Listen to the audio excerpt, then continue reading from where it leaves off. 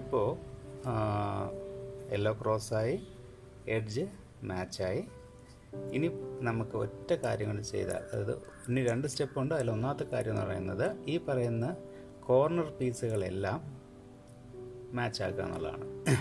അപ്പോൾ ശ്രദ്ധിച്ച് നോക്കണം, ഇതിലെവിടെയെങ്കിലും കോർണർ പീസ് മാച്ച് ആയിട്ടുണ്ടോ. മാച്ച് എന്ന് പറഞ്ഞാൽ കളർ എല്ലാം വന്നിട്ടുണ്ടോ, 3 പീസിലും കളറുണ്ടോ എന്ന് നോക്കുക. എല്ലാം കറക്റ്റായിട്ട് വരണമെന്നല്ല.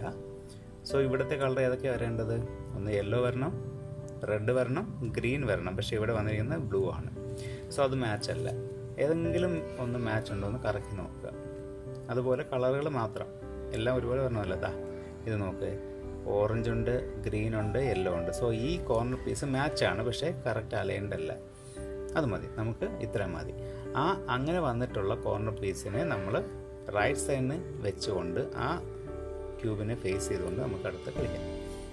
സോ ഈസിയാണ്, നോക്കിയാൽ മതി. എളുപ്പത്തിൽ പഠിക്കാൻ പറ്റുന്ന മൂവ്മെൻ്റാണ്. ഈ മൂവ്മെൻറ്റ് പെട്ടെന്ന് കുറച്ച് പാടാണെങ്കിലും പക്ഷെ പഠിച്ചു കഴിഞ്ഞാൽ ക്ലിയർ കട്ടായിട്ട് നമുക്കിത് ചെയ്യാൻ പറ്റുന്നതാണ്. സോ ആദ്യം നമ്മൾ ചെയ്യേണ്ടത്, ഇനിയുള്ള 2 സ്റ്റെപ്പുകളിൽ ഇനി ഈ കോർണർ സെറ്റ് ചെയ്യുന്നതും അടുത്തത് യെല്ലോ സെറ്റ് ചെയ്യുന്നതായിട്ടുള്ള 2 സ്റ്റെപ്പേ ഉള്ളൂ. അതോടെ ക്യൂബ് സോൾവ് ആവും. ഈ കോർണർ നമ്മൾ സെറ്റ് ചെയ്യുന്ന മൂവ്മെൻറ്റും യെല്ലോ സെറ്റ് ചെയ്യുന്ന മൂവ്മെൻറ്റിലും ആദ്യം നമ്മൾ മൂവ് ചെയ്യുന്നത് ടോപ്പ് ലെയറാണ്. ഇതുവരെ നമ്മൾ കളിച്ചതിലെല്ലാം റൈറ്റ് സൈഡോ അല്ലെങ്കിൽ ലെഫ്റ്റ് സൈഡോ ആയിരിക്കും മൂവ് ചെയ്തിരുന്നത്. സോ ഇനി അങ്ങോട്ട് കളിക്കുന്ന 2 സ്റ്റെപ്പുകളിലും ടോപ്പ് ലെയറാണ് ആദ്യം മൂവ് ചെയ്യുന്നത് എന്നുള്ള കാര്യം ഓർത്ത് വെക്കുക. ഓക്കെ. സോ നമ്മൾ സെറ്റായിരിക്കുന്ന, ഏകദേശം മാച്ച് ആയിരിക്കുന്ന ഒരു കോർണറിൽ നമ്മൾ റൈറ്റ് സൈഡിലായിക്കൊണ്ട് ആ ഫേസിനെ നമ്മൾ ഫേസ് ചെയ്തുകൊണ്ട് നമ്മൾ കളിക്കാൻ തുടങ്ങുകയാണ്. ആദ്യം നമ്മൾ ടോപ്പ് ലെയറിനെ റൈറ്റിലോട്ട് മാറ്റുക. ടോപ്പ് ലെയറിനെ റൈറ്റിലോട്ട് മാറ്റി എന്നിട്ട് റൈറ്റ് സൈഡിനെ ഒരു മൂവ്മെൻറ്റ് ചെയ്യുക. ദെൻ ടോപ്പിനെ തിരിച്ചു കൊണ്ടുവരിക. ഇനി അടുത്തത് റൈറ്റ് തിരിച്ചു കൊണ്ടുവരികയല്ല ചെയ്യേണ്ടത്, ലെഫ്റ്റിനെ ഒരു മൂവ്മെൻറ്റ് ചെയ്യുക. ദെൻ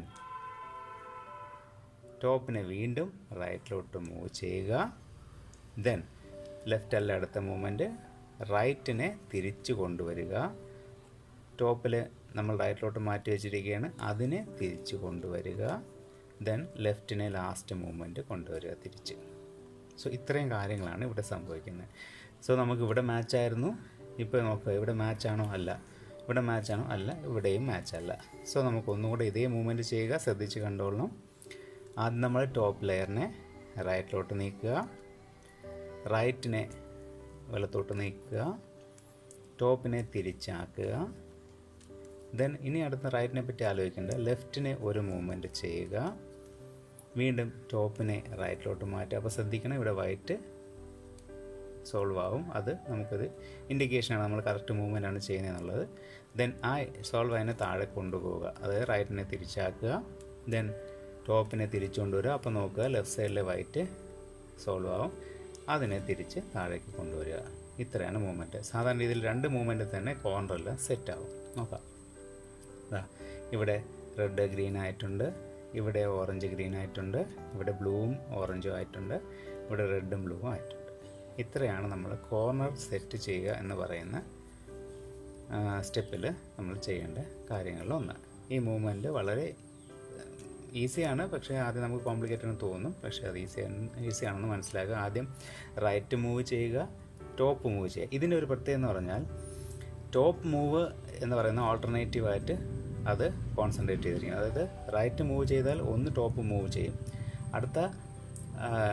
നമ്മൾ അടുത്ത മൂവ്മെൻറ്റിന് ഏതാണോ ചെയ്യുന്നത് അതിന് മുമ്പ് തന്നെ അതിന് ശേഷം നമ്മൾ വീണ്ടും ടോപ്പ് മൂവ് ചെയ്യും. അത് ഞാൻ പിന്നീട് ഒന്നുകൂടെ പറഞ്ഞുതരാം വ്യക്തമായിട്ട്. ഓക്കെ, ഇത്രയാണ് ഇതിൽ നമുക്ക് അറിഞ്ഞിരിക്കേണ്ട കാര്യങ്ങൾ.